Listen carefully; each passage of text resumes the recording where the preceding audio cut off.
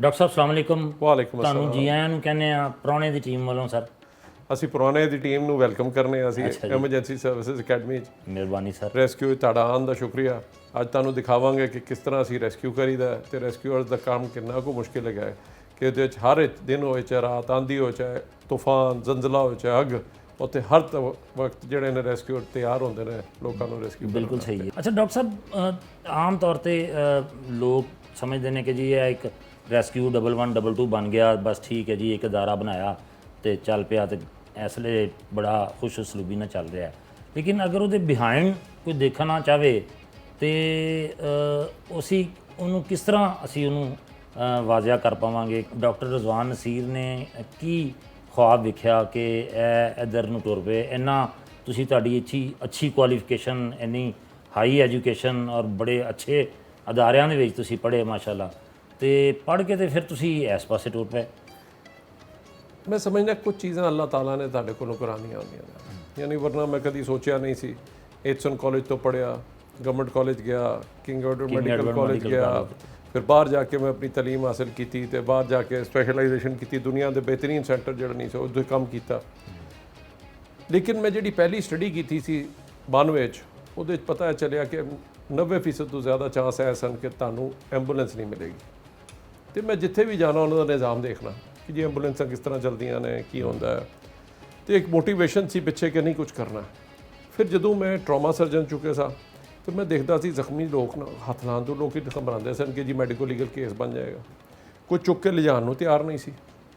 ਤੇ ਮੈਂ ਸੋਚਦਾ ਸੀ ਕਿ ਇਹ ਕਿਸ ਤਰ੍ਹਾਂ ਦੇ ਅਸੀਂ ਲੋਕੀ ਹਾਂ। ਬਾਹਰ ਤੁਸੀਂ ਯੂਰਪ ਵਿੱਚ ਦੇਖੋ ਤੇ ਅਮਰੀਕਾ 'ਚ ਦੇਖੋ, ਉੱਥੇ ਪੂਰਾ ਸਿਸਟਮ ਹੈਗਾ। ਐਂਬੂਲੈਂਸਿਸ ਇੱਥੇ ਹੁੰਦੀਆਂ ਸਨ, ਹਸਪਤਾਲ 'ਚ ਖਲੋਤੀਆਂ ਹੁੰਦੀਆਂ ਸਨ, ਲੋਕਾਂ ਨੂੰ ਨਹੀਂ ਮਿਲਦੀਆਂ ਸਨ, ਔਰ ਦੂਜੇ ਕੰਮ ਵਾਸਤੇ ਇਸਤੇਮਾਲ ਹੁੰਦੀਆਂ ਸੀ ਲੋਕਾਂ ਨੇ। ਤੇ ਮੈਂ ਕੋਸ਼ਿਸ਼ ਕੀਤੀ ਜਿਹੜੇ ਮੌਜੂਦਾ ਇਦਾਰੇ ਸਨ ਜਿਸ ਤਰ੍ਹਾਂ ਸ਼ਹਿਰੀ ਦਿਫਾ ਸੀ ਜਾਂ ਦੂਜਿਆਂ, ਉਹਨਾਂ ਨੂੰ ਫਾਲ ਬਣਾਈਏ। ਤੇ ਮੈਂ ਸੋਸ਼ਲ ਵਰਕ ਕਰਦਾ ਸਾਂ, ਵੀਕਐਂਡ ਤੋਂ ਉਹਨਾਂ ਨੂੰ ਫ੍ਰੀ ਟ੍ਰੇਨਿੰਗ ਕਰਾਉਣੀ ਹੈ, ਦੂਜੀਆਂ ਚੀਜ਼ਾਂ ਕਰਾਉਣੀਆਂ।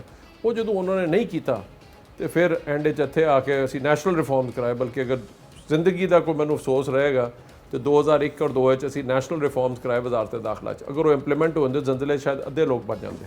ਅੱਛਾ ਹਾਂ, ਉਹ ਨਹੀਂ ਹੋਏ। ਫਿਰ ਵਾਪਸ ਆ ਗਿਆ ਪੰਜਾਬ ਵਿੱਚ। ਇਹਨਾਂ ਨੇ ਫਿਰ ਕਿਹਾ ਡਾਕਟਰ ਸਾਹਿਬ ਜਾਂ ਮਸ਼ਵਰੇ ਨਾ ਦਿਓ ਜਾਂ ਕੰਮ ਕਰਕੇ ਦਿਖਾ ਦਿਓ।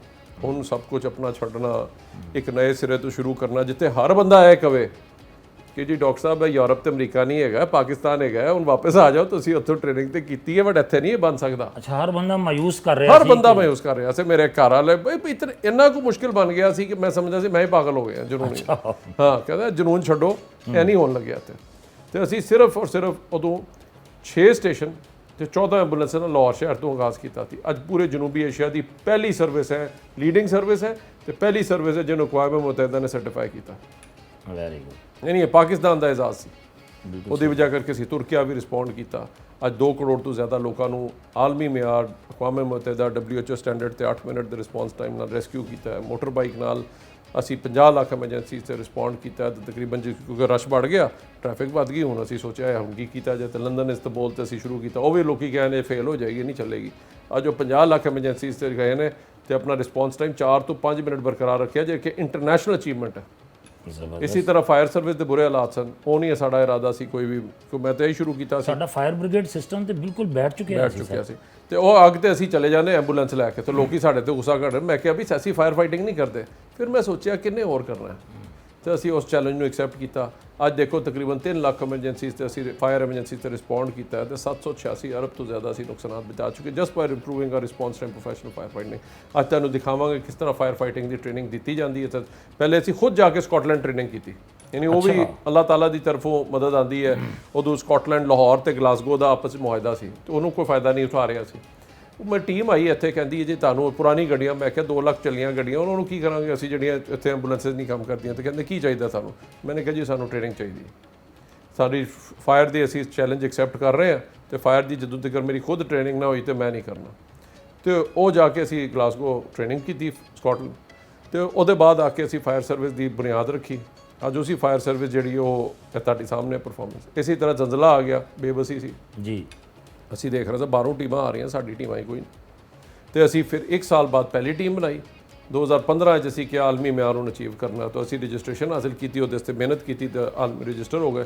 ਫਿਰ ਸਾਨੂੰ ਬਕਾਇਦਾ ਸਰਟੀਫਿਕੇਸ਼ਨ ਮਿਲੀ 2019 'ਚ। ਅਗੇਨ ਸਭ ਕਹਿੰਦੇ ਸਨ ਹੋ ਹੀ ਨਹੀਂ ਸਕਦਾ। ਅੱਜ ਚਾਹੇ ਕੋਈ ਚੀਜ਼ ਹੋਏ, ਕਿਸੇ ਕਿਸਮ ਦੀ ਐਮਰਜੈਂਸੀ ਹੋਏ, ਤੇ ਇੱਕ ਨਾ ਸਿਰਫ ਆਪਣੀ ਡਾਕਟਰੀ ਸੀ, ਨਾਲ ਇੱਕ ਸ਼ੌਕ ਵੀ ਸੀ, ਕਿਉਂਕਿ ਸਪੋਰਟਸ ਦਾ ਤੇ ਦੂਜੀਆਂ ਚੀਜ਼ਾਂ ਦਾ ਸ਼ੌਕ ਰਿਹਾ।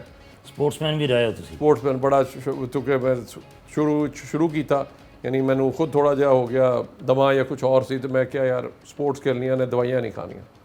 ਮੈਂ ਸਪੋਰਟਸ ਖੇਲਣੀਆਂ ਸ਼ੁਰੂ ਕੀਤੀਆਂ, ਤੇ ਨਾਲ ਮੈਂ ਡੇਲੀ ਮਤਲਬ ਦੁਪਹਿਰੀ ਅਸੀਂ 2 ਵਜੇ ਆਫ ਹੋਣਾ, ਤੇ ਮੈਂ ਜਾ ਕੇ ਦਰਿਆਏ ਰਾਵੀ ਹੁੰਦੇ ਉੱਤੇ, ਉਦੋਂ ਚੱਲਦਾ ਸੀ ਜੀ ਜੀ। ਤੇ ਉਹਦੇ ਜਾ ਕੇ ਮੈਂ ਘੰਟਾ ਜਿਹੜੀ ਡੇਲੀ ਰੋਇੰਗ ਕਰਨੀ। Very good. ਉੱਥੋਂ ਜਿਹੜਾ ਪੁਰਾਣਾ ਪੁਲ ਦੇਖੋ ਤੇ ਰੇਲਵੇ ਦਾ ਪੁਲ, ਉੱਥੋਂ ਤੱਕ ਪੂਰਾ ਰੋ ਕਰਕੇ ਜਾਂਦਾ था, इवन सैलाब पे जाना था। अच्छा। स्विमिंग इंटर कॉलेजिएट में स्विमिंग का चैंपियन रहा, फिर ये रोइंग का चैंपियन 4 साल में टाइटल रखा था, इंटर कॉलेजिएट ऑल पंजाब का रनर्स अप था। Very good. Shooting, hiking, mountaineering में inter universities all Pakistan hiking champion था। ਇਹ ਸ਼ੌਕ ਸ਼ੁਰੂ ਕੀਤੇ ਤੇ ਅੰਦਾਜ਼ਾ ਨਹੀਂ ਸੀ ਕਿ ਕਰਕੇ, ਤੇ ਇਹ ਮੇਰਾ ਸ਼ੌਕ ਸੀ। ਤੇ ਨਾਲ ਜਦੋਂ ਮੈਂ ਕਰਦਾ ਸਾਂ ਫਿਰ ਇੰਜੋਏ ਸ਼ੌਕ ਵੀ ਕਰਦਾ ਸਾਂ। ਜਿਹੜੀਆਂ ਹੁਣ ਚੀਜ਼ ਮੈਂ ਜਿਹਨੂੰ ਵੀ ਕਹਿਣਾ ਕਿ ਹਾਈਟ ਰੈਸਕਿਊ ਕਰੋ ਜਾਂ ਡਾਈਵਿੰਗ ਕਰੋ, ਉਹ ਪਹਿਲੇ ਮੈਂ ਖੁਦ ਕਰਨਾ। ਅੱਛਾ। ਹਾਂ, ਕਿਉਂਕਿ ਅਗਰ ਖੁਦ ਨਾ ਕਰੋ ਤੇ ਰੋਜ਼ਾਨਾ ਡੇਲੀ ਮੇਰੀ ਐਕਸਰਸਾਈਜ਼ ਜਦੋਂ ਤੱਕ ਮੈਂ ਨਾ ਕਰਾਂ, ਮੈਂ ਦਿਨ ਨਹੀਂ ਕੰਪਲੀਟ ਕਰਦਾ। ਕੰਮ 5-6 ਵਜੇ ਜਾਂਦੇ ਨੇ, ਲੇਕਿਨ ਫਿਰ ਵੀ ਜਾ ਕੇ 6-7 ਵਜੇ ਮੈਂ ਜਾ ਕੇ ਆਪਣੀ ਐਕਸਰਸਾਈਜ਼ ਜ਼ਰੂਰ ਕਰਨੀ ਤੇ ਨਾਲ ਲੋਕਾਂ ਨਾਲ ਜਿਹੜਾ ਉਹ ਇੰਟਰੈਕਸ਼ਨ ਜਿਹੜਾ ਉਹ ਜ਼ਰੂਰ ਰੱਖਣਾ ਤੇ ਆਪਣੀ ਫਿਟਨੈਸ ਜ਼ਰੂਰ ਮੇਨਟੇਨ ਕਰਨੀ, ਕਿਉਂਕਿ ਉਹ ਮੈਂ ਰੈਸਕਿਊ ਨੂੰ ਵੀ ਕਹਿਣਾ ਤੇ ਲੋਕਾਂ ਨੂੰ ਵੀ ਮੈਂ ਕਹਿਣਾ ਡੇਲੀ ਅਗਰ ਤੁਸੀਂ ਆਪਣੀ ਭੁੱਖ ਰੱਖ ਕੇ ਖਾਓ, ਜਿਹੜਾ ਸਾਡੇ ਪਿਆਰੇ ਨਬੀ ਹਜ਼ਰਤ ਮੁਹੰਮਦ ਸੱਲੱਲਾਹੁ ਅਲੈहि ਵਸੱਲਮ, ਤੇ ਡੇਲੀ ਦੀ ਐਕਸਰਸਾਈਜ਼ ਕਰ ਲਓ। ਮੈਂ ਸਮਝਦਾ ਹਾਂ ਮਿਆਨਾ ਰਵੀ ਰੱਖੋਗੇ ਤੇ ਤੁਸੀਂ ਫਿਟ ਰਹੋਗੇ ਤੇ ਬਿਮਾਰੀਆਂ ਕੋਲੋਂ ਬਚ ਸਕੋਗੇ।